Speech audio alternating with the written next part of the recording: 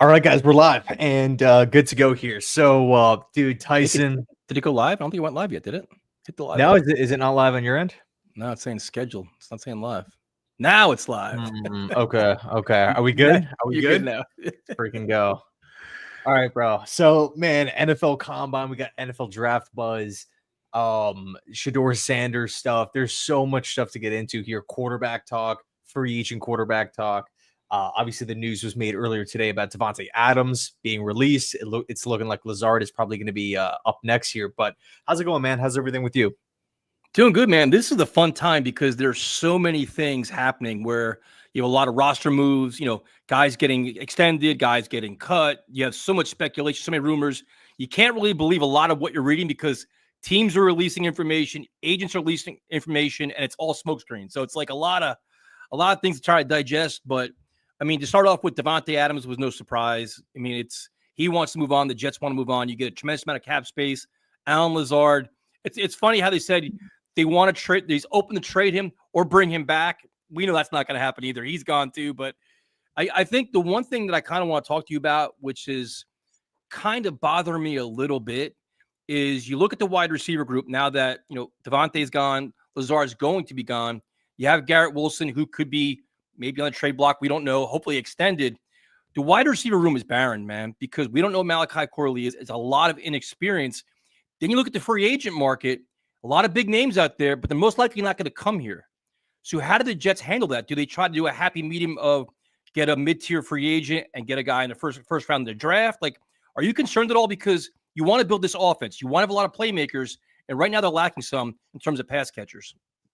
Yeah, dude, wide receiver is probably the thinnest position on wide receiver and tight end. Yep. The thinnest position on the team, because with other positions of need, we at least have playable options, right? Tyrod Taylor can go in and fill in, a quarterback. You can take, you can argue, okay, if the Jets don't do a single thing at right tackle, throw Max Mitchell out there, Carter Warren out there. But at wide receiver, we literally have the three options, and two of them are unproven, and two of them are slot guys. So it's like you're looking at wide receiver 2, who's going to take pressure off of Garrett Wilson. We've heard like Josh Palmer, Tim Patrick. In my opinion, those are like wide receiver 4 options. Exactly. I'm not looking at Josh Palmer, although he's young. Yep. What is he? 25, 26 years old. Yep, 25. Yep. He's pretty consistent with what, with how he performs. But yeah, and same goes with Tim Patrick. I look at both of these guys. Well, Patrick's, obviously a lot older. But I look at both of these guys as, hey, can you come in and snag 400 receiving yards this upcoming season? Not the 800, 900 that you would expect out of like a typical wide receiver 2. I don't think they take any pressure off of the running game, any pressure off of Garrett Wilson. I think they're good depth pieces. I think it just goes to show where the Jets room is currently at, right? If the Jets sign Tim Patrick today, he's the wide receiver 2, which is obviously not great. But free agency comes before the draft, and it's important to kind of round out the depth of this roster. So whether that's a Josh Palmer, you were talking last year about Slayton. Yep. From the Giants, you like him. So that's another guy who's always just kind of lived around that 500 to 700 yard receiving mark. Still relative. I think Slayton's right in the prime of his career. So wide receiver, it's such a huge position of need. Honestly, I'm looking at 3 acquisitions minimum. Now, well, what's a reasonable expectation? Because my concern is this: if you look at all the top names, and there's some big names that way, Stephon Diggs, Keenan Allen, Chris Godwin, Amari Cooper, Brandon Cooks. You have all these guys, but to me, they want to go to an accomplished winning team with an established quarterback and an established offense. So the Jets right there can't compete with that. So they either got to overpay somebody or lessen their expectations and maybe not overpay a mid-tier guy, but maybe get a guy, like that. Slayton may pay a little bit more, but like, how do you approach it? Because I like everybody keeps saying, "Oh, Marquise Brown, he's not coming here." Like, I just don't think it's great to say all these names, but I don't think it's realistic because of what we're offering somebody. You say you could be wide receiver 2. That's great. Who the hell is the quarterback and what's your offense? That may only mean 50 catches for 600 yards. Receivers want stats, they want winning, and they want money. Yeah, I mean, the way I'm kind of looking, I think the first thing that needs to be mentioned, dude, is like the Jets obviously have a lot of team needs, and I don't care who you are, like it's so difficult to go down the board, especially with the amount of team needs that the Jets have, and just say we're gonna A plus it, we're gonna solve every single issue in one offseason, free agency and the draft combined, right? Throw in, I guess, potential like waiver claim pickups, trades and stuff like that. Even with all that said, it's still so difficult to fix the depth and go through the entire team and just say A plus signing, A plus signing, A plus Right. signing for where the Jets are currently at. It would be one thing if we were in maybe like New England shoes with whatever it is, $115 million in cap space, but the Jets aren't, right? So before the and to answer Matt's question here real quick, so right now I believe it's around that $52 million mark, 53. 52. Do you have that exact number? Yep. 52. Yep. 52 mil. And that's, keep in mind, before Mosley was released, I'm going to assume Greg Zuerlein gets released, which is probably like another 2 or 3. And then, of course, Lazard, right, where I think that's another 8. So that number is going to continue to climb up. Obviously, with the cap going up, again, this season is just going to, provide more relief for Darren Muji to, help plug holes and help, even I would say help Muji in the negotiating table, right? In the negotiating room with Gardner and Garrett Wilson, potentially just looking out into the future here. So, I think obviously because a lot of these deals aren't just 1 year, they end in 2025. Like Devontae Adams was owed over 30 mil in 2026 as well. Lazard under contract through 2026 as well. So, these moves, yeah, we're cutting out some of the, I guess maybe quote unquote talent, but I think it's for the better. We're saving so much money with these moves here, and that cap number or that cap space number needs to continue to climb, in my opinion.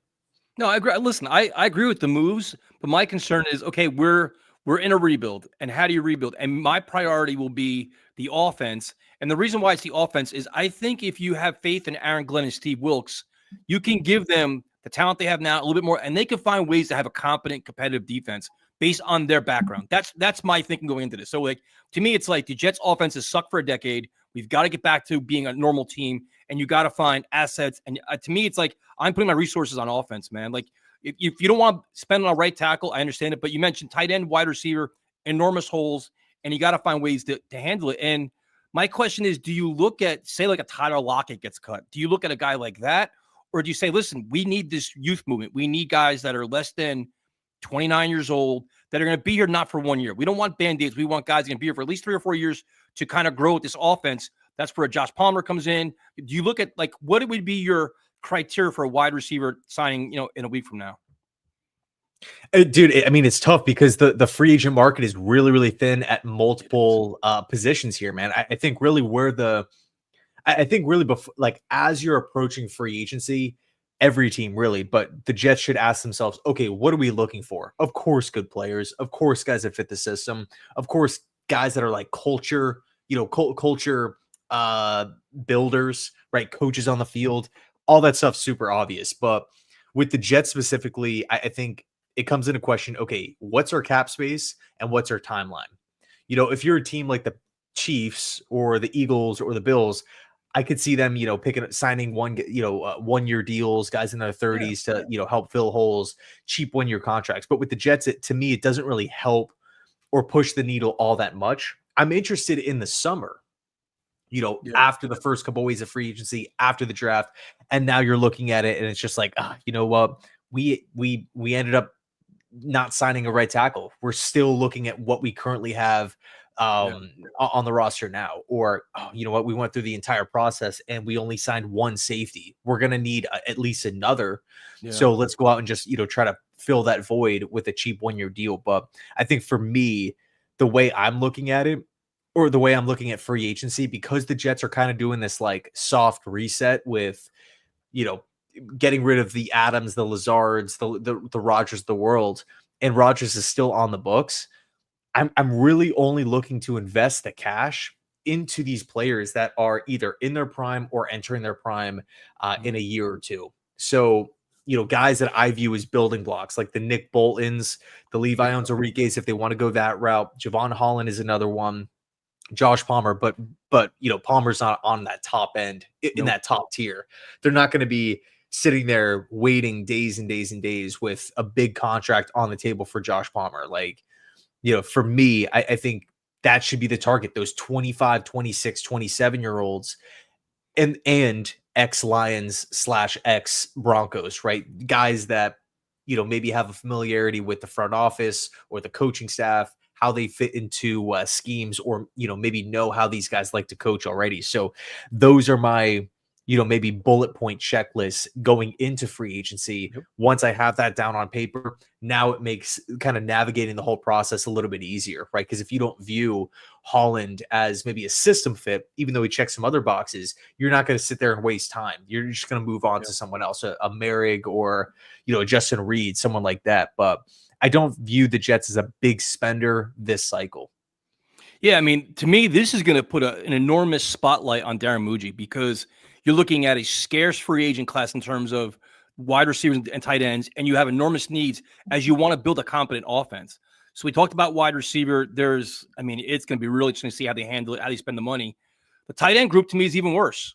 And I think based on what's available, you can make a decent case to either re-sign Tyler Conklin, who's probably one of the best tight ends available, surprisingly enough, based on how you feel about him, or maybe make a trade to a guy in the Raiders from Notre Dame. That would be kind of interesting. That's now expendable with Brock Bowers there. But to me, it's like, if you can't get the receiver, get the tight end. You need a legitimate number 2 in the offense. You can't be Breece Hall out of the backfield. It's got to be either a tight end or a wide receiver.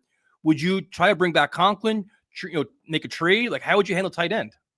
Well, dude, to be honest with you, man, well, first off, Jacob, man, I appreciate you tuning in. I'm a Steelers fan. I want Fields to stay in Pittsburgh. You guys think Rodgers will be retiring? I think Rodgers will probably play, but I definitely feel like Fields will be back in Pittsburgh. It's just such a natural fit for me. Yep, I agree. He's going to have the offense already down. He's going to take all the starting reps in in training camp. There's not going to be that, looking over the shoulder of Russell Wilson. I felt like Fields actually looked pretty solid in the early days with the Steelers. Won a handful of games, didn't turn the football over. He looked like a more polished player compared to the days back in Chicago. But the question I have for you, Tyson, in regards to that number 2 option in free agency, I honestly don't think there is one. I just don't. Slayton, Palmer again. Jawan Johnson. Would you make it a tight end? Would you make a trade? Or can you consider Conklin that? I mean, to be honest, I always liked Conklin. I thought he was grossly underutilized with this team with horrific offense and terrible quarterback play. I think he has talent, because Jawan Johnson's not coming here. He's a top tight end in the market. He's almost like a wide receiver. He's not going to come here, dude. He's going to go to the highest bidder. It's not going to be the Jets. Who is it going to be? Austin Hooper? Like, who's it going to be? Like, you got to find somebody, and you got to be creative. Like, the Jets don't have a lot of resources, but they got to find ways, because the last thing you want is Tyrod Taylor or Justin Fields, whoever, dropping back to pass, nobody open, and gets his ass kicked. Or they're trying to run the ball and they're getting 2 yards of carry because there's nobody getting separation because everybody's doubling Garrett Wilson. Like, there's got to be a recipe for success on offense.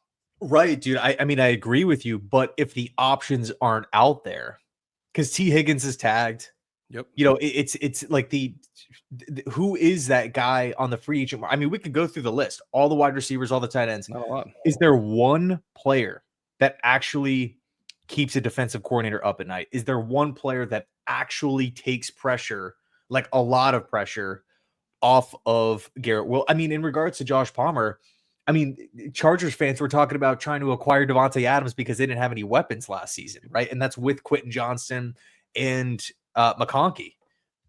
So I don't really view him as, I think he helps. He adds talent. He adds depth to a big position of need. But, in regards to him actually coming in and saying like, okay, we have a true, weapon opposite of Garrett, it's going to help take pressure off the run game. I don't think that's the role that Josh Palmer is going to be in, right? Slayton, same thing. You got to kind of find, like, I'm just struggling to find that actual option as much as we want it. If it's not there, for example, like if you want, I don't know, pasta for dinner and you go to the store and they don't have pasta there, you're not going to have pasta for dinner. Like there's just no, like, it's just not there. We make our own pasta.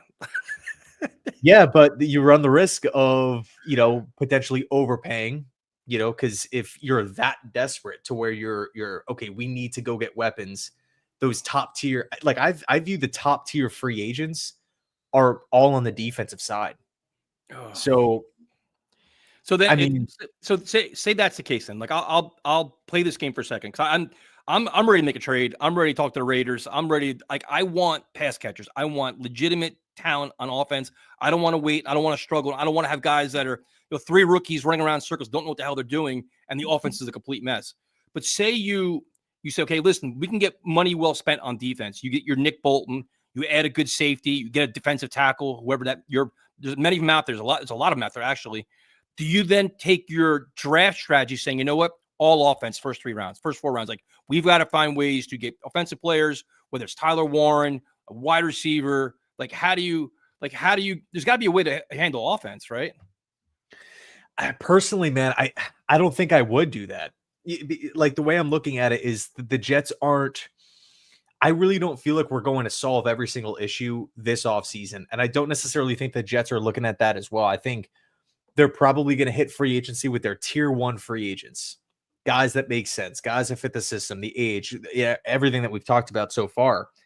And they're going to, address needs thoroughly. They're really going to put a lot of detail and take their time into it. They're not just going to say like, okay, we playoff mandate, we got to get back. We have to make sure that we fill every hole. We got to be really, really aggressive. I think it's more so just finding the right fits. And if those right fits aren't out there, they're not going to panic and throw their hands up. And as far as the draft goes, power nab, draft Tyler Warren or Tet McMillan. I would love both of those options personally. I think, man, like huge positions of need. They're going to help out the quarterback. They're going to help out the young, offensive playmakers on this squad. I think that's slam dunk. But, as far as just going all offense, in the first 3 rounds, I don't want to personally close a door for no reason. Like if there's a really, really good defensive player there, I'm not going to just say, okay, well, we're only focusing on offense because we have to. This is where I'm torn, man, because I've just seen so many offenses that are so poorly developed with no talent. And we've seen the aftermath of that. You're going to have a great defense with offense that can't score any points, which means you're not going to be able to lure anybody here. You already have a locker room that's kind of on the brink of not knowing what the hell is going on to be like, you know what are we doing here? The Breece Halls, the Garrett Wilsons, be like, listen, I want out. We can't even run an offense here. We don't, to me, it almost feels paramount that offense has to be a priority to show this team they know what they're doing and they can get things turned around because it's been so dysfunctional, so bad. It's not an NFL standard right now. It's really not. Even with Aaron Rodgers or not, it was poor last year. The only time they had some breakout games at the end, a couple splash games. The rest of it was horrific. So I'm trying to figure out how to go about doing it and having pieces because look at your AFC East, man, what you're going to deal with week in and week out. Everybody's ahead of us. Like you're lacking playmakers. Right. I understand that, but what's in your, like you're waking up from now, post free agency in the draft. What's your ideal offense looking like? Realistically speaking, what are the options out there that make you feel better? You've got to add at least 2. Because to me, you're one Garrett Wilson injury away from being in deep trouble, literally. Right. So to me, it's like if you want, like, I understand what you're saying about free agency. It's scarce, man. If you want to add your Josh Palmer, fine, but you've got to add 2 weapons on offense in the draft. You have to, and it's not ideal because there's a learning curve, learning the offense, learning this, learning the NFL. I get it, but you've got to add pieces to the puzzle. You have to. You haven't really much of a choice, unless you say bring back Conklin, which is an asset. Like I said, you trade for Mayer. I'm fine with that. But you've got to figure out something, man. And then I saw in the chat, people were saying, like, what about trading Breece Hall for an asset? You know what? To be honest with you, I like Breece Hall. And I understand he's still working his way back. Last year kind of wasn't what we expected towards the end of the season. But if somebody offers, say, a 2nd-round pick for Breece Hall, bro, I'm not opposed to it, man, because it's like he wants to get paid. He's going to be in a contract year. Are you going to give him 10, 12, 13, $14 million next year? Like the one thing with the Eagles, they're always proactive with things. They did with Saquon today. They made a move. They're giving more money. They're saving cap space. They're always like a year early on their moves. Are the Jets going to be like that? Or are they going to be reactive all the time where it's like, like Joe Douglas screwed up so many times with Bryce Huff and Dalvin Cook and Carl Lawson and everybody else. At some point, we got to be proactive and make moves that are kind of ahead of the curve. Could Breece Hall be a move like that where it's like either you get a deal done with him now or you trade him? And that could be a resource, a second round pick there. You know what?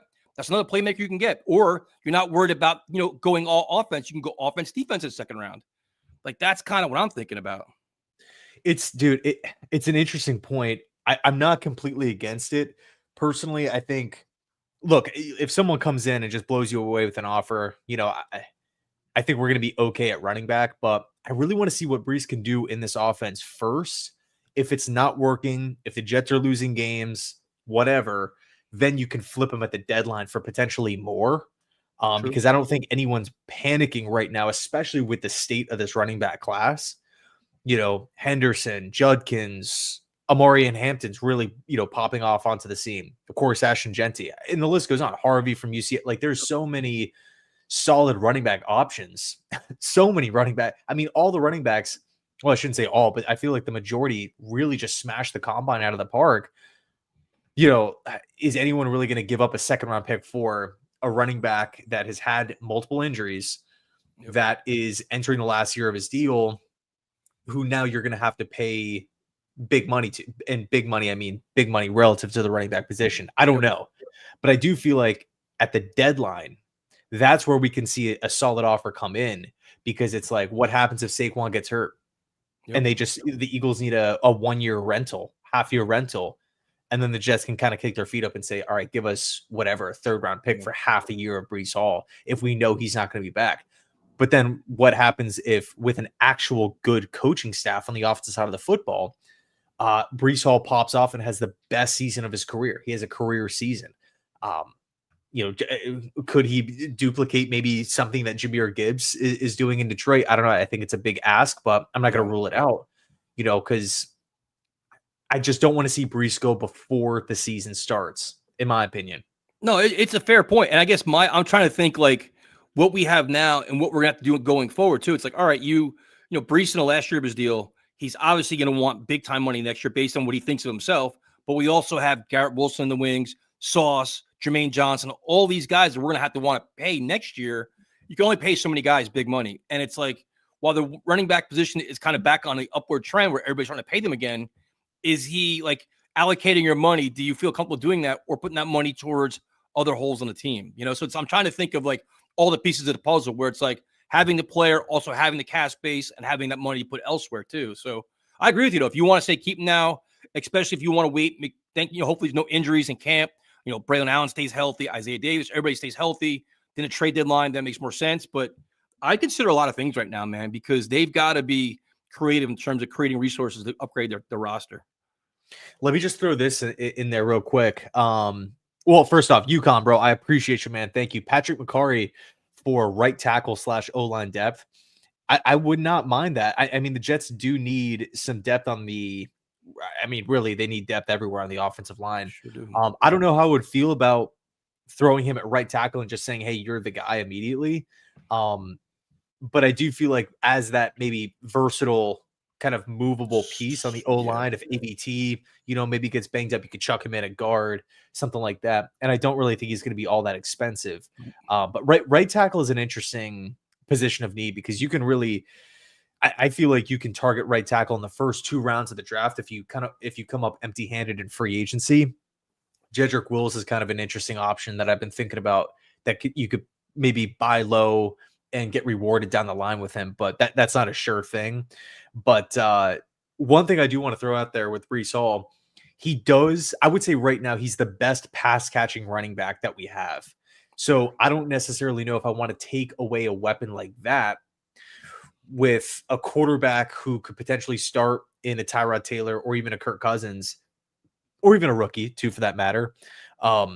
These guys are all kind of quick to get to the check down. Mm-hmm. I don't necessarily want to get rid of a piece like that who helps out in the running game and passing game, especially because our wide receivers are so thin.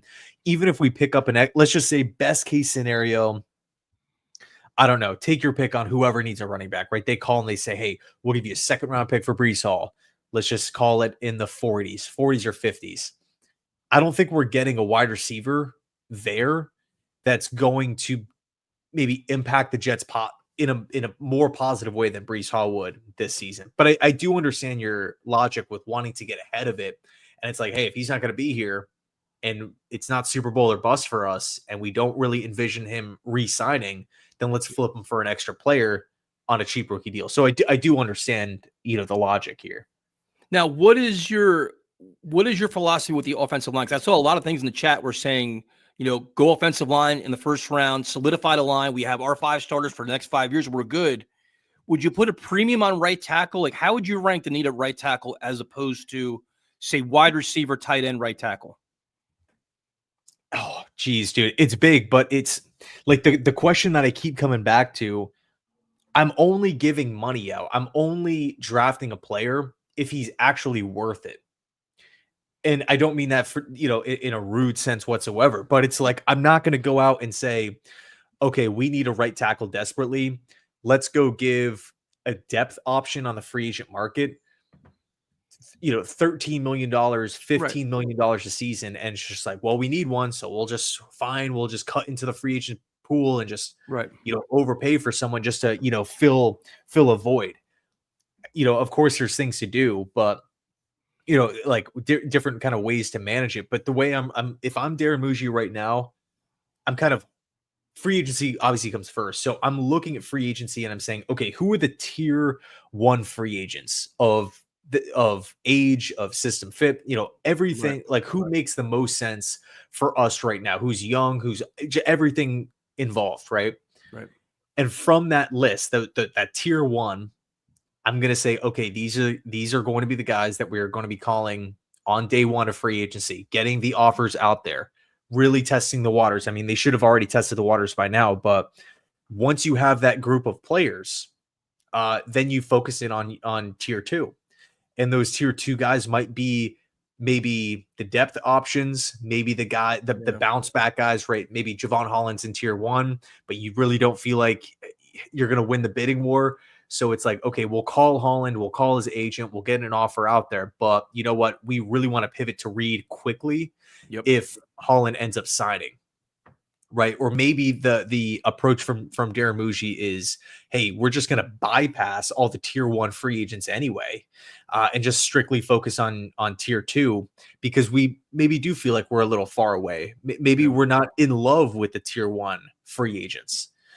So it's going to be interesting. But once you have that blueprint, we'll have a lot of answers after, I want to say 2-3 days of free, like March 14th, we're going to have so much more clarity on what the Jets should do in the draft.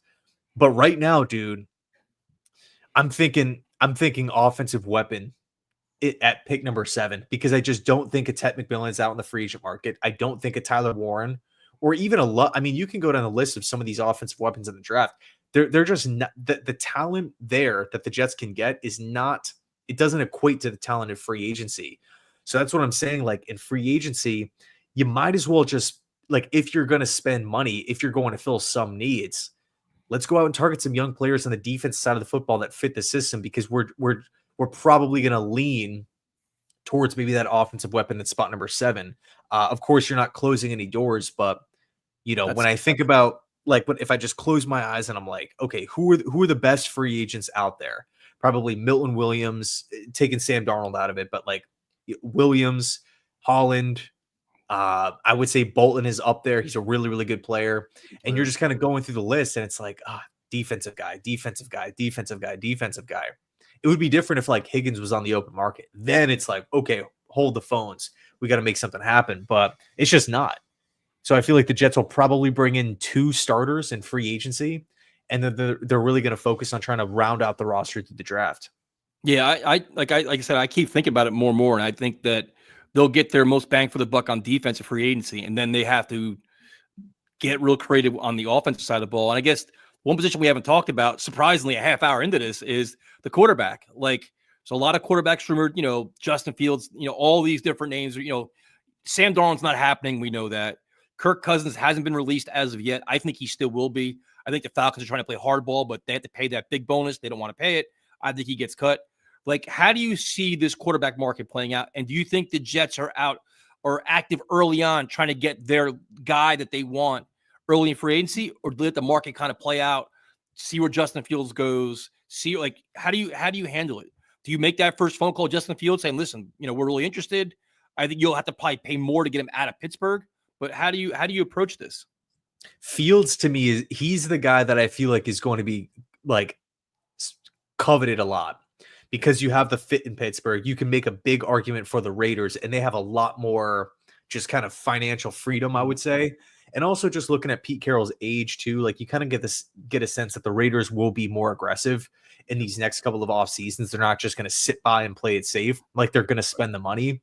I don't see Tom Brady, taking over minority owner and is like, okay, we're going to, deploy this 4 or 5 year rebuild. I think he wants results pretty quickly. Although it's going to be tough in that division, but I feel like the Raiders are going to be aggressive. So if it comes down to $2, $3, $4, $5 million, the Raiders are going to be like, screw it, give it to them if that's what it takes, right? Compared to the Jets. But really, dude, for me, I think probably it's tough, dude. I think right now the Jets are like, if it was me, I would say Tyrod Taylor, Jordan Travis, a rookie quarterback, and a random vet. Take your pick on whoever you want, Mariota, Winston, like one of these cheaper 1-year deals, and just say, hey, 4-man open quarterback competition, similar to like Seattle with Pete Carroll way back in the day with like Russell Wilson and Matt Flynn, Rex Ryan, Buffalo, EJ Manuel, Tyrod Taylor, Matt Castle. Just we're not coming in with preconceived notions. We're not handing anyone the job if they don't deserve it. It's best man's going to win. Who's going to be the most impressive in the meeting rooms, in preseason games, in training camp, in joint practice. That's going to be the starter. And I also think that kind of sends a message to the locker room as well. Like, hey, you got to earn and fight for that spot, or for every spot, really. So would that be amongst your, so if you're going to go that route, say you want to go say Marcus Mariota or a guy like Wentz or whoever like that, is that a early phone call in free agency, or is that like once the dust settles a week into free agency, they go ahead and sign that backup quarterback? I'm going to say wait a while, because there's a lot of those cheaper 1-year guys. I mean, what would you do? What's your kind of ideal situation? I don't think Justin Fields is available. I think he goes back to Pittsburgh. I think obviously Darnold's not an option. Like you see like Jacoby Brissett, Jameis Winston, all these guys. It's like that at that point you're picking your poison. Pick out which one you want and go get him. But I think you let it all play out. Like I'm not really aggressive with it. You just kind of, because you have Tyrod. Like to me, Tyrod's like okay, like we have a guy that's here. The locker room knows him. He's respected. He's confident. I know he always gets hurt, but for the time being, you're not desperate. The Giants are desperate. The Jets aren't desperate, so they can wait a little bit and let it play out. If Kirk Cousins becomes available, I don't think he's an option here. He probably wants to go somewhere where he can win, because now that he knows coming to the Jets, you're going to be like he can go to the Raiders. He could go like there, like a team like that. He probably want to win. I don't think he'd come here, dude. To be honest with you. But see, I think the teams that need, I think there's one team out there that needs a quarterback that is actually like a playoff team, and it's Pittsburgh. Right. I don't like Tennessee, Cleveland, the Giants, the Raiders, the Jets. Although Oakland or Vegas wants to win, I don't think they necessarily will win immediately. But I do think they're going to try and try to make stuff happen and be aggressive. I think Cousins is realistic. I think Cleveland makes the most sense for Cousins, but I would say if it's not the Browns, if they are like hell bent on going Cam Ward at 2 and they want to start him out of the gate, or if they want to do like Cam Ward, Jameis Winston. And that's another, kind of side, story as well. What do the teams that need quarterbacks do when free agency opens up? Like if we see the Browns just sign someone on a 1-year deal really quick, that is going to be an indication of, okay, what are they going to potentially do at spot number 2? There's a lot of moving parts here, but I think it is important to kind of link. Or maybe if you're Darren Muji, come up with a list, and Tanner Inkstring, come up with a list of quarterbacks that you feel the best about. Yeah. And then you just simply go down the board. You're not really panicking, but it's just, let's just put Kirk Cousins as that, or Fields as number 1, Kirk Cousins as number 2.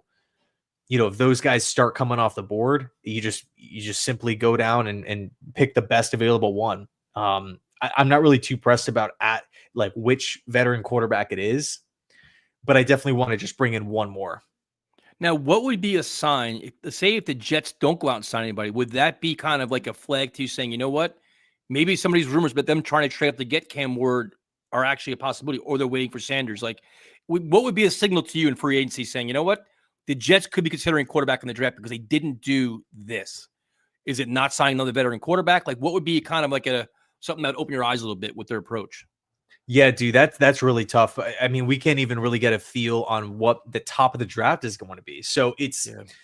dude, I'm really, really loving this draft process just because it's so fun and exciting. I mean, everyone knew Caleb was going 1. We knew it was either going to be Drake May or Jaden at 2, and we knew the third one was going 3. We knew we knew Neighbors and Harrison, all these guys were going to be top 10 picks. We knew Joe Alt was going in the top 10. Like we had a really good understanding of it. But I mean, man, to me, this draft is like, you're going to have your favorite teams are going to have their favorites. And I think there's going to be some shockers on draft night. I also feel like maybe this is a draft where people will go for like the higher floor, the safer players, like the Tyler Bookers of the world, over the kind of riskier ones. But I mean, you can push back and say, all right, well, there's probably some teams looking at the draft saying, you know what, there aren't many superstar talents. Let's go with the big swing types of players. So, for me, when I'm looking at the draft, very, very difficult to predict what's going to happen, especially with quarterbacks too. With Sanders, I mean, we had the Josina Anderson report talking about how a random quarterback coach within the top 7 viewed Sanders' interview Sanders in his interview as brash and arrogant. It's only one coach, but I think it's going to be really interesting to see how this whole quarterback thing plays out. I don't feel like any free agent moves will dictate. I don't. Kirk Cousins, Fields, whatever. I don't think any of that stuff is going to dictate the Jets taking a quarterback if one is there at 7.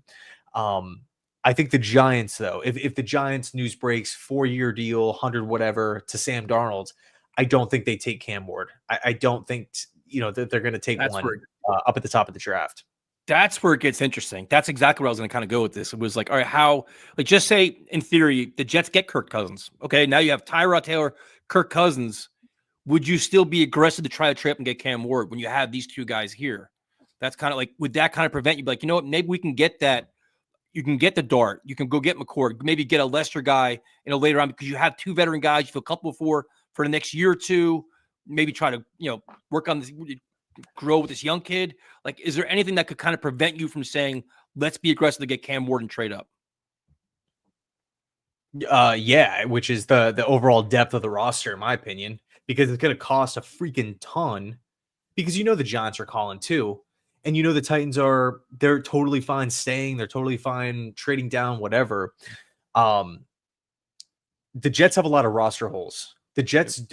I view the Jets and the Saints in a very similar boat where new head coaches got to figure out the quarterback, have a lot of similar issues on the team, a lot of similar team needs. Like both teams can use a tight end. Both teams need to figure out right tackle. Again, both teams need to figure out quarterback. The difference, the Saints are strapped with cash. The Jets aren't. But I think both franchises are kind of like embarking on this new path, and they're not going to maybe risk something if they don't have to or if they don't love it. So because the Jets have so many holes, I don't necessarily think it would be the smartest idea to say, okay, here's 7, here's our second at 42, here's a 2026 first, and probably a mid-round pick in the future. It's just a big haul. Now, if you're in love with the guy, go do it, right? Go make it happen. But that would prevent me from trading up. Just the overall, it would be different if the roster construction was better, if we weren't so top heavy. But that would be what is my primary. Bro, look at Carolina, right? They traded all this stuff to go up and go get Bryce Young. And Bryce Young, we're sitting here multiple years later saying he doesn't have enough help. The offensive line needs to get better. We need to add more weapons around Bryce Young. That is a disaster. Well, I shouldn't say it's a disaster now moving forward, but these first 2 years, it's been a really, really rocky ride for Carolina. No, I agree. Like, I don't see going up to number 1, but I do think if the Giants, say in theory, go out and get Sam Darnold, that makes things a little bit more interesting in terms of the quarterbacks that'll be available. I think that Sanders could fall to 7, to be honest with you. And that would make, like, how do the Jets handle that? Is that a curveball in their plans? Would they take him? That's like, what would you do there? Like, if Sanders does fall, because that's the big rumor now. And this happens every year. Somebody always skyrockets where it's Dart or somebody else, McCord, and one guy, usually a top guy, gets started to badmouth by somebody, and there's he could drop. What happens with Sanders? Like, what do you think about Sanders, to be honest with you? I like Sanders. I do. I mean, I know not everyone is Franchise sold. quarterback? It depends on the team. Yeah. And it kind of goes back to like how you view this quarterback class. I mean, yeah, maybe it's a cop out answer, but because you can say that with every, quarterback prospect, but I really feel like, look, it's not the strongest quarterback class. I think Sanders does a lot of really, really, really impressive things. I think he's probably the best decision maker in the draft. He's the most accurate quarterback in the draft. Top 5 in yards at 4,100 plus. Top 5 in touchdown passes, 37. Number 1 in completion percentage at 74%. And he's doing that with an absolutely horrible O-line and running game. With a program in Colorado that was 1-11 before him, Hunter, and Dion took over. Yep. It's not like he's at Miami playing with all these portal, Cristobal, his recording is not recording, his transfer portal acquisitions have been huge. They've been great, right? Everyone's talking about Jackson Dart too. Imagine what Shedeur Sanders would do with Lane Kiffin, all those portal guys with Ole Miss. Like, I think Shedeur Sanders' team really needs to be looked at and analyzed heavily with, before making a decision here. It's not like he has, these top end 5 stars all over the place.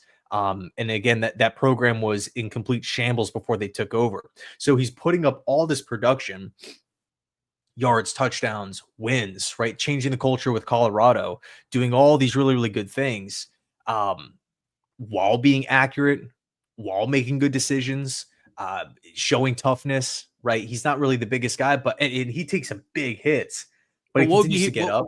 What would be his NFL comparison? Like, who would you compare him to as a quarterback in today's NFL? Hey, so you're kind of cutting out. I don't know if that's me. I think you said who would I compare him to? Yeah, like as a current NFL quarterback, who would you compare him to?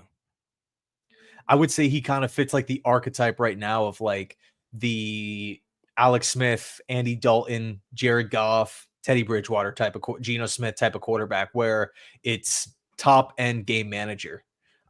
That's kind of how I view it. He's someone who's going to win from the pocket, but he needs good protection. And I think the system that the Jets run benefits Shedeur because they're not, well, assuming that the Jets run the same offense that the Lions do or something similar, they're not having offensive success because of Jared Goff, breaking the play open or extending the play or running around or doing all these things. They're giving Goff, okay, here's, option 1, 2, 3, 4 sometimes, right?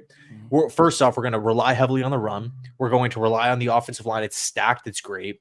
We'll throw out the occasional trick play, but in the passing play, Jared Goff really, he does a really good job of just kind of working through his progressions, finding the open guy, delivering accurate footballs from the pocket. That's kind of Shedeur Sanders' MO. Whereas Cam Ward, you see a lot of successful plays where maybe it's a broken play. Maybe he just bolts out of the... He's got an arm. Yep. Yeah, bolts out of the pocket, sees someone screaming downfield and just hits a quick sidearm and it's just right on the money.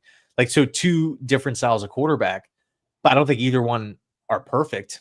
I think if you were to take both and chuck them into last year's class, I would probably take May, Caleb, Jaden in that first tier. And then in the second tier, it would be, going back to my, how I had the quarterbacks, Nix was my 4th, Penix was my 5th, McCarthy was 6th. I would probably put Sanders and Ward right near McCarthy, which is not, we're talking QB5, QB6 last year, QB1, QB2 this season. It's not a knock on them.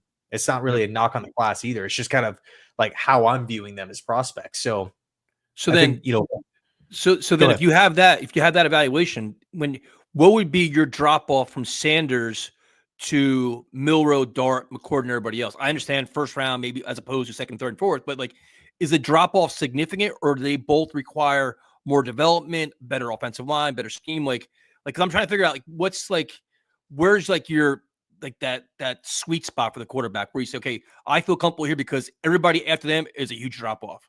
Is Sanders that far ahead of everybody else, do you think? I think the one thing that's really, we're going to have the answer when these guys are drafted. Literally after those first 2 days, we'll have all the answers, right? Because Right. we'll find out what teams these guys will actually be in, like what setup is the best. For example, like I can say, okay, Cam Ward's the best quarterback prospect in his class, right Right. now.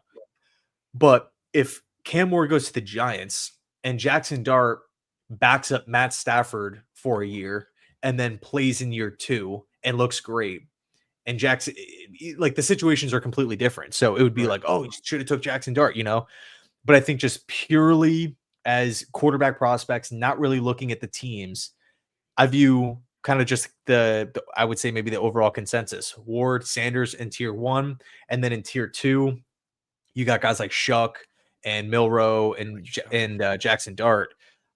Personally, dude, I think round 2 is that's the round where I'm avoiding taking a quarterback because it feels like no man's land, in my opinion. Really? Yeah, because it's like unless you're well, I guess I'll frame it like this. If the Jets are sold completely, like we love, take your pick, Tyler Shuck, right? We Mhm. love him. Ingstrand wants to build the offense around him. He feels like he'd be a great fit. Aaron Glenn loves him. Killing it in the interview process. Private workouts are going great. Pro days going great. Size, arm strength, whatever. Darren Muji does his evaluation, loves him. Okay, then I'm not going to have an issue with it. But I feel like in round 2, they have the same expectations as the quarterbacks that are going in round 1, but aren't maybe as True. talented. And so if you take a Ward or a Sanders in round 1, and this is just my opinion, just trying to like read or gauge, how teams have done it before in the past. And even the Jets, unfortunately, they've been in the situation, but if they go with a quarterback in the first round, it's like, okay, we get our guy. Like we are getting someone that we feel absolutely fantastic about at spot number 7. I don't see them reaching on a quarterback or taking a quarterback if they don't love them at 7. Right. So that's one story in and of itself. But if they, again, dude, it kind of goes back to the Jets having a lot of holes and needing a lot of talent. So I could see Muji saying, okay, at 7, let's just go, maybe BPA, however they want to do it. Warren, McMillan, maybe Mason Graham Falls if they like him. I still really like Will Johnson, whatever. They go with a different position outside of quarterback. And they say, let's take Tyler Shuck or Jackson Dart in round 2 at 42. Again, that pressure's there. Like he's the guy. Yep. Like he's the guy to build around. And if he's not developing the right way, if you don't maybe really see much of him in year 1, it's like the Jets are out or potentially out of the quarterback conversation next year Could be. Yep. because you don't really know what Dart looks like or Shuck looks like in the regular season. Or maybe you do throw him out there and he doesn't look good, like a Jimmy Clausen situation. Does that take you out of do you then take a quarterback in 2026 in the first round and essentially just deem the quarterback that you just picked in the second round as a career back or a Jet career backup? That's to me like the weird kind of area. So for me, I'm like either QB in round 1 or QB on day 3. Day 2, bit of a weird spot because there's like these weird expectations. Like, okay, you're the guy. Like we love you enough to take you at 42 and Yeah. build around you. Because if we don't take you, we can go out and take an easy starting right tackle, an easy starting defensive tackle, an easy starting tight end, maybe a corner too if they want. There's a lot of team, like you're essentially trading away a starting player, a young starting I player know. or developmental quarterback. So that's the trade-off that I feel like the Jets have to kind of ask themselves. But again, if they love that quarterback, then I really don't see an issue with it. It's so fascinating, man, because we don't know. There's so many different strategies you can employ to address quarterback, wide receiver, tight end. Like there's so many different ways this can go. And we have absolutely no idea how they're going to do it. Like there's really no like true blueprint to actually fix all these issues or address all of them. It's so fascinating, man. Like we go through like a free agent list. Like we don't know what their prototypical player is. We don't know ideally what their schemes are. We're kind of assuming a lot of things right now. And they can come out and do something completely different. I kind of think that they want to go, ground and pound on offense, run the football a lot, play action pass, control the ball, control the clock, or like that, until they can actually open up their offense with probably a better quarterback and more playmakers. So that can change your philosophy a little bit too. But it's so interesting, man. All the rumors too make it even more. It just drives you crazy. But I think there's a lot of pressure on Muji this this go around because they need instant impact players. They have legitimate holes, like starting positions are holes. It's not like in years past we had like a good starting 11, but it was like, oh, we lack depth or one injury away. Like, no, we actually need starters. Like we need like guys that actually play week one and be competent. And at a lot of positions, he talked about it, like, safety, it could be linebacker, defensive tackle, wide receiver, tight end. It's like you got to find a lot of pieces here that actually have to contribute this year, like right away. Yeah, I mean, see, I get your point, but I feel like Darren Mougie's just kind of chilling. Like I think he's like, hey, I signed a big I don't think year so, or a man. big contract. You don't think so? Nope. I think, and the reason why I love Aaron Glenn's passion. I love his pride. I love his energy. I love everything he's saying. He's talking about we got to win. I think they have to win, and they have to win 7 games this year. They can't go out and lay a dud because, like, the problem they have is that we bought this plan from Joe Douglas and Robert Saleh, 3 or 4 years ago. We inherited a JV roster. We inherited this. We accepted losing. We accepted the rebuild, and we got 0 results because nobody got held accountable. I think now, based on all the mistakes made in the past, not that they made them, but they're going to be held to a higher standard because of all mistakes in the past. We're like, listen, we're not going to tolerate having only 1 wide receiver and 4, non-competitive people.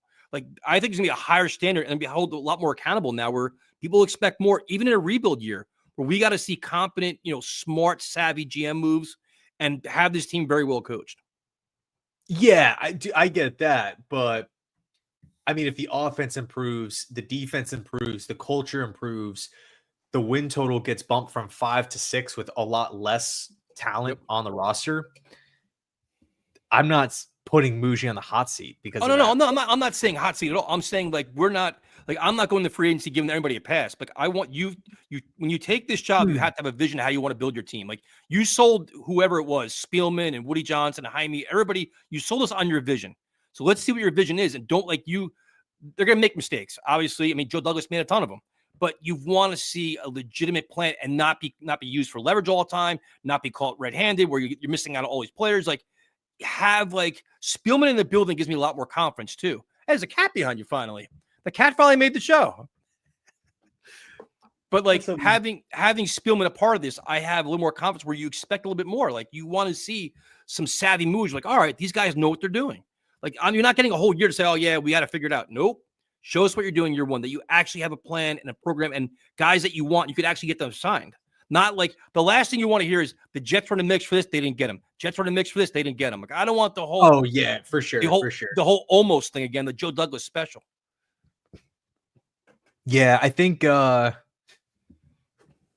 man, it's going to be fascinating. I think, if we take a look at when Joe Douglas first took over, when he had like $80-90 million in cap space and just wasn't using it like at all, and was just like opting, like, that was so frustrating. I remember like legit making videos in one of my old apartments way back in like that year. I think what was it, 2020?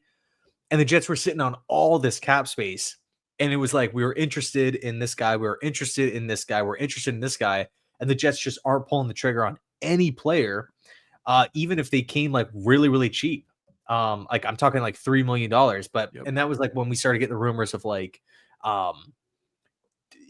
Douglas has his number and he's not going to exceed it. Like, he's only going to, stubborn. Yep. Which is super, super annoying. I mean, I get it to a certain degree, but, I think for me, like, you look at how Aaron Glenn, I shouldn't say Aaron Glenn, but where Aaron Glenn came from with Detroit, and it wasn't just this quick fix. It was trade for Goff, acquire picks, add talent to build off of. I mean, because before, they took over, like, Taylor Decker was there. Like, they had some playable options, but for the most part, that team is built through the draft. Aleem McNeil, Hutchinson, Kirby Joseph, Brian Branch, all these different guys, St. Brown, Gibbs, Sewell, like, all these dudes are brought in by the new regime, and it was like a slow build through the draft, and they're hitting on draft picks, and they're like, kind of plucking the free agent market, like Anzalone, right? Getting him from New Orleans, kind of just, occasionally just like sniping these guys, trading for Carlton Davis last season, like adding the guys that make sense, but they're not building the team that way. So I think, dude, I think what's going to happen or how maybe the Jets are looking at this whole thing. It's like we're going to do the same kind of approach. I mean, Denver is similar, right? Outside of Russell Wilson, they're not out there throwing tons of cash at players. It's like a slower build through the draft and really iron out that process. Like identify what you want in the player and then select those players. Well, they both got lucky. They got Jared Goff is playing at an MVP type level, and Bo Nix is playing like a friggin' rock star now. Like they got lucky with that. Like, well, they're obviously well coached, too. That's the one first thing. They're very well coached, but they hit with the quarterback. Having the quarterback changes everything. You know what I mean? That's like, Dan Quinn's a genius now. Dan Quinn's a great coach. You know why? Jaden Daniels. D'Amico Ryan's great coach. CJ Stroud. Like the quarterbacks are making all these guys. That's the biggest difference, Yeah.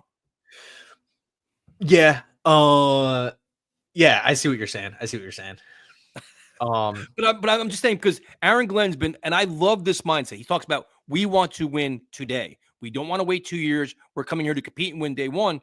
If you're going to do that, you have to actually make moves to help you do that. You can't be timid, you can't be weak, and you can't be conservative.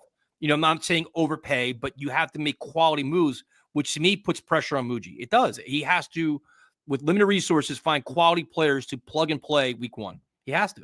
If not, it's going to be a long year. And the one question I have for you is, this Jordan Travis situation is kind of interesting to me because I'm sure everybody knows by now, but the report came out the Jets rushed him back too quick or tried to rush him back too soon last year and actually made his injury worse, and that knocked him out for the year further. Now, interesting to bring that up now with a whole new staff here. Muji and Glenn weren't here. They're pretty much fired the whole training staff. Like everybody's gone. Interesting to bring it up now. Is that kind of saying, you know what, we want out? Is it like a sign that Travis is unhappy here? Like, what is your read on that? Or is that just people kind of saying, hey, give Jordan Travis a break? Last year, he got screwed by the Jets. Like, how did you view that?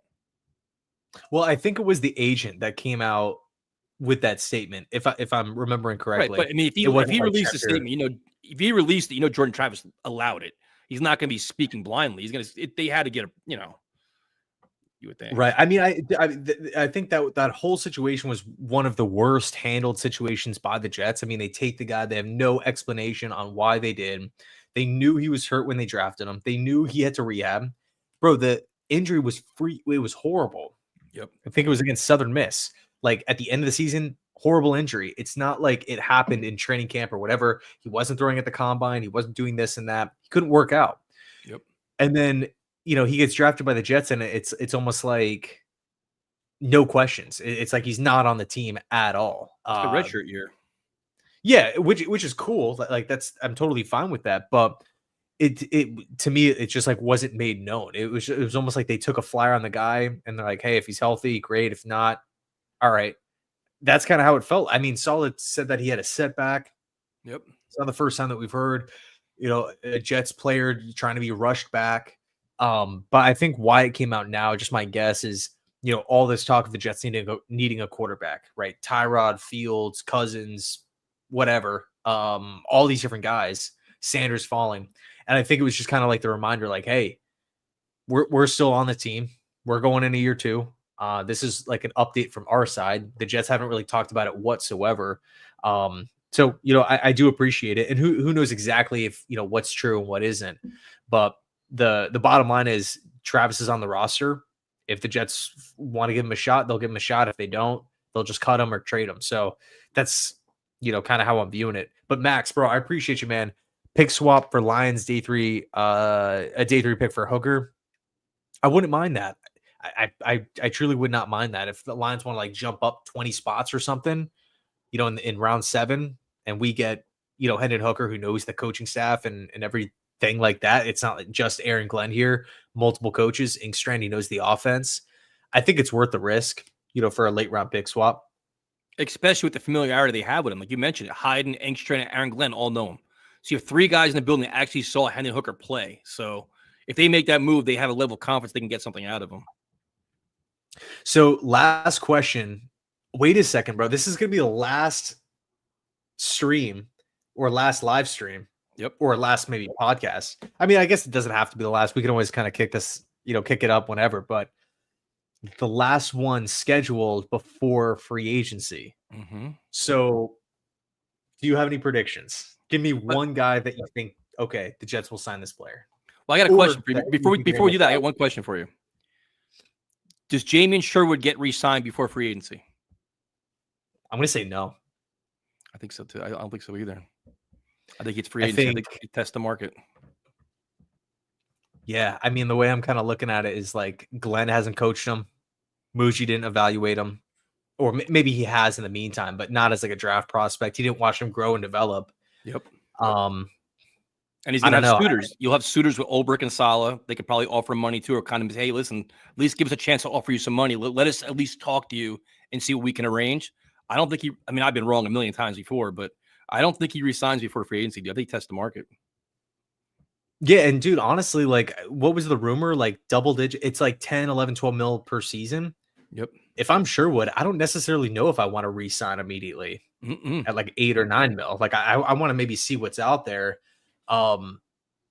Because you're looking at the linebacking cores or the linebacker position in free agency. It's not really like, yeah, you got Bolton, but it's not one of these positions where there's tons of them.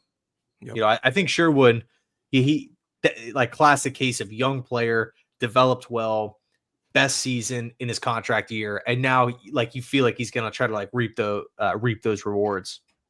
Yeah. So in terms of predictions, I say DJ Reed's gone. I for some reason I have a weird feeling Conklin's coming back, man. I do. I think that's gonna be their starting tight end this year.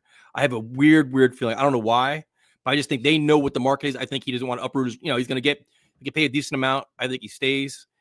And I wonder if Morgan Moses comes back as well. I just have weird feelings that the Jets are seeing what they have. Like we're already in house. Keep these guys one more year. Conklin probably more than 1 year. I think they bring Morgan Moses back and they bring Conklin back. Yeah, I mean, who was it? It was Connor Hughes or Zach Rosenblatt that reported like literally the opposite, which is Moses isn't or not expected to return. Conklin and DJ Reed aren't expected to return. So, dude, if they come back, they're going to be the first on it. I'm just guessing. I'm looking at what's out there and what's already in the building. So they already have access to them. But listen, man, I know it sucked here. We have none of this, but we can feature you.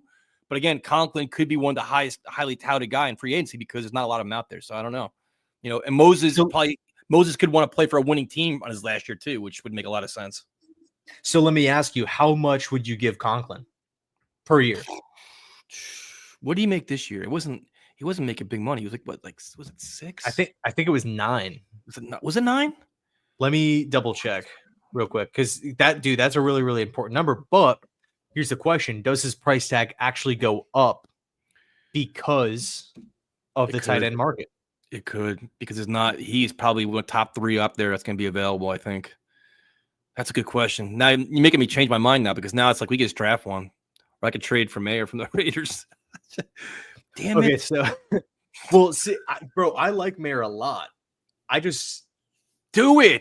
It solves all our problems, man. We need a Notre Dame guy on this friggin' team. A Notre Dame guy. Finally, please. Okay, so it's looking like, let me see, career earnings. So, okay, no, you're right. 7 million a season. So first year was 6.7 mil, 2023, 7 mil, 2024, 7 mil. And now he's entering his age 30 season. So what are you thinking? A 1 or a 2 year deal? Yeah, even do 2 or 3. Who cares? I mean, it's because if you're going to bring in, you bring in like a Tyler Warren or whatever else, you have 2 tight ends. Then it's like, it's a way to add pass catchers and a proven commodity to help this offense, especially if you have no confidence in wide receivers. Yeah. I just wonder, okay, Conklin knows, what him and his agent obviously know what the free agent tight end room or pool is looking like. There's a lot of teams that need a tight end, man. Denver being one of them.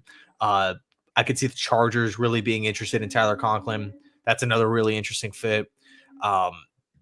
Dude, there's Carolina, right, trying to go get Bryce Young an actual weapon on that team. New Orleans, although New Orleans, I would say they're probably going to try to re-sign Johnson if they can't bring him back. Probably going to opt to draft one. But there's a lot of teams that need a tight end. And I mean, you're just kind of looking at all like the better ran teams. They all have really good tight ends, dude. Goddard in Philly, Kelsey with KC, Kittle, San Francisco, Kincaid, Buffalo. And bro, I don't know how Ertz is still playing like this in Washington, but let's see. Can the Jets get Mayer for a 3rd round pick? I think we could probably get him for like a 6th. A 6th round pick? I think so. I mean, his value right now is not that great. Bro, 6th round pick, I'd do that tomorrow. I do it right now. What's the selling point from the or like if you're the Raiders, yeah, you can, because the way I'm looking at it is like, okay, what is Michael Mayer? Former high draft pick, cheap, high potential, hasn't shown much. That to me is like, you can go get Fannin from Bowling Green, or take your pick on whoever, Taylor from LSU, Helm from Texas, Loveland, Michigan. Like there's a ton, Arroyo from Miami. There's a ton of tight ends in this class. Could they maybe just be looking at it like, I'll just draft one in round 3, draft one in round 4, and get those extra 2 years? True. I mean, for a 6th round pick, I'd do that tomorrow. I would 100% do that. But I love Mayer. Can you do that? Now think about it. You do a 6th round pick, that gives you more flexibility in the 1st round. Then you're not worried about Tyler Warren. You can go wide receiver. You're addressing a need, to me, at least addressing a need, and then you can go a different direction. And you're getting a starter. Dude, yeah, I agree with you. Let's see. I appreciate the praise. Yeah, bro, that's awesome. Yeah, I had a friend that played linebacker at Bowling Green years ago. But let me see. I saw this interesting question here from Armand. Is Asante Samuel a free agent? How about to pair him with Sauce? I think Samuel's more so that like zone corner style, right? Where he's dropping back. Like I think Samuel would have been great for the solid defense, but I don't know about this defense, personally. Now, and that, just to answer that question too, is do you see the Jets spending big money on a second corner? You already paid Michael Carter. No. You paid Michael Carter. You got to pay Sauce. I don't see them paying big money for a 3rd corner. Right? I can't see it because you need safeties. You need 2 safeties. I'd rather put more money in the safety position than at the corner position. Yeah, totally. I mean, you're not gonna. I mean, let's just say Gardner gets what, 28 mil, 27 mil, something like that. Something like in the mid to high 20s. I don't want to get to 30 at this point, but what's Michael Carter at 10, 11 mil? Yep. So you're now looking at 35 mil ish. 37, 38 mil potentially in 2 corners. Now you want to target like a Carlton Davis and pay him something like 12 mil a year? Can't do it. Yeah, it's like 40 something, 50 something mil just invested in 3 players at corner. So to go back to Mayer real quick, and then we'll wrap it up. The reason why I'm thinking, let me ask you, why do you think the news came out when it did? Because free agency's around the corner. I think they're trying to get, and drafts around the corner as well. They're trying to get resources, trying to stir up interest. All right, what kind of value can we get before a team goes out and maybe spends on a Jawan Johnson or Tyler Conklin? Like, hey, we got this guy here. If you're interested, what would you offer us? Just kind of see what the market is, and just could help them as well too, man. See what their plans are going to be. Interesting. Yeah, it's yeah, that the whole Mayer thing, dude. I like him a lot, but admittedly, he's disappointed. He's definitely disappointed. Like I felt like he was going to be a lot better than what we've seen so far. And I do know he missed, I think it was 6 games for a personal reason. I'm not really sure what that is, so really no point to speculate on it. But give us your 2 biggest free agency predictions. What are your predictions? Your big Jets hot takes here. I'm going to say Nick Bolton at linebacker and a starting safety. Merrick, Reed, or Holland. But I think the Jets are going to be outpriced. I think they're probably going to look at Holland and be like, hey, here's a contract. And Holland is going to be like, okay, great. But, all these teams need safeties, and I'm the best one on the market. I'm only 25 years old. I can kind of pick where I want to go. And he's going to have his choice and can probably drive that number up. Whereas with Reed or Merrick or even Melanfonwu, as Kedu was mentioning, like that's another like solid option who I can like just view as a starter. I mean, he'd literally be the best starter, even though he's the 3rd safety or was the 3rd safety in Detroit. Like he's the number one safety with the Jets, so you got to consider that. But yeah, I'm going to say Justin Reed and Nick Bolton. So with Bolton, you're assuming that Mosley and Sherwood are going to be gone, or will one of them still be here? They're both going to be gone. I think they're both going to be gone. Yeah, I think so too. One of my favorite things with Bolton is 3-down linebacker. Like he never has to come off the field. He can drop back. He can rush the passer, stop the run. Yeah, thumper, physical, hard nosed, and he's only 25 or 26 years old. Yeah. What about you? What are your? Dude, I love that. I love Bolton, dude. I love him. I'm trying to find. I have a sleeper that I got because I know he's hurt. But Rondale Moore, I always liked. I've always liked him as a receiver. He's always freaking hurt. I think he was out for a year with a shoulder. I think it was last year, right? I think it was a shoulder, shoulder or neck. Something. Yeah, he's always hurt though. But he's always hurt. But that's a guy, a sleeper. I always thought he had a ton of talent, just never did anything with it. Like a sleeper kind of guy. And I like Darius Slayton too, which everybody roasts me for. But I just think I want a proven receiver, like a legitimate pass catcher. I'm not looking for the other names out there, like Mike Williams, Keenan Allen. None of those are going to happen. So that's kind of where I'm, hoping. Yeah, dude, I'm really hoping that we target some like younger free agents, and I just don't want to see us go down the road of like how the Jets have been operating these past 2 years, where it's like cheap 1-year deal, the occasional overpay.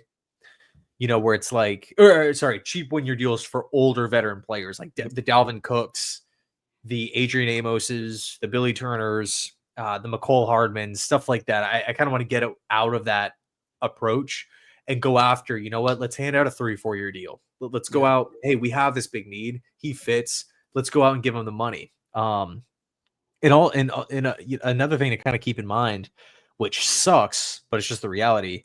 Next year we have to pay Rodgers more. So that still isn't official yet with how the Jets want to cut him. I don't necessarily like to me. It's a whole nother conversation, right? If the Jets maybe get priced out of some of these big free agents, or they sign maybe one starter, do the Jets just look at the cap space and say, screw it, let's just get it all done this year at 40 something mil, and then that way we don't have to worry about it next year? Yeah. You think that's even on the table? It could be. Because you got to think the Jets aren't going to set the market at any position. They're not going to have any monumental, like 5 years, $100 million contract this free agency. They're not going to be a league leader like Milton Williams is never going to happen. In my opinion, with the Jets, they're never going to do that. Not to be a jerk to Armand, but I just don't think they're going to be in that ballpark spending that kind of money in that player. They have to allocate it more, spread it out more evenly to accumulate a lot more talent roster wide. I mean, don't you think? Yeah, and it's a really good point. And I think the thing that's kind of from the Jets fans' perspective, the thing that sucks is there's a lot of teams that are not good that have a lot of cap space. Yep. New England, $120 million. They are going to spend money. Ronnie Stanley, like they're going to go out and target players. Carolina Panthers, a lot of team needs. They're going to go out and just drop cash. I could see them being in play for Holland. I could see them being probably the front runner for Milton Williams, just saying, what do you want? Here you go. Yep, exactly. Who else? The Giants have over 40 mil in cap space. Titans have around 40 mil in cap space. Like there's not every situation or not every team is like the Browns or the Saints where they're not so great, but they have a lot of cap issues. The Raiders are another team. I think they're 88 or 92 right now. And that number is going to come down because they have to re-sign some guys. But I have a weird feeling that these teams out there that have a lot of pressure on them to maybe start to show improvement are just going to say, screw it. Let's just overpay. Let's get these guys in the building. I mean, the Patriots, and I hate saying this, are an easy sell. You have Vrabel there. You have Drake May. So you have a young quarterback that's on the rise, exciting player. You have the proven head coach with that kind of that pedigree where you can sell a vision in a program there. The Jets right now aren't that team you could sell. You have a first-time head coach, and you don't know who the quarterback is. And that's where you have to pay that Jets tax, or you got to be more conservative and get your mid-tier and sign quality free agents, like with something Joe Douglas never really did. He kind of missed on all these players, but that's where you got to get these mid-tier guys that are quality contributors. Yeah, man. But it should be interesting. Is there anything else that you wanted to cover? We covered a lot, dude. I'm excited, man. I'm excited because we don't know. We generally don't know what in the hell they're going to do. We have no idea. Yeah, and what's cool too is like we don't know what any team is going to do, especially with the draft, man. Like Titans can go Ward, they can go Carter, they can trade down, they can go Yep. Travis Hunter. I wouldn't be surprised if somehow the Titans pick Sanders. You know, if they trade back to 3, and they're like, "You want to take like." I'm not going to be like floored if that happens. Yeah. What do the Giants do? Are you buying the Browns quarterback rumors? You know, who's going to be the guy that falls? A lot of interesting stuff, man. A lot of interesting stuff. So I can't wait for it. Yeah, I can't wait. It's gonna be interesting. Cool. So I appreciate everyone hanging out, tuning in here. Next Tuesday, we're going to be live. Hopefully, the Jets will have a new starting free agent on board. So, man, I can't wait for it. Anyway, let me know your thoughts. Thanks so much. Wait, let me know your thoughts. I'm so used to doing videos, man. But no, I appreciate you guys. And as always, go Jets.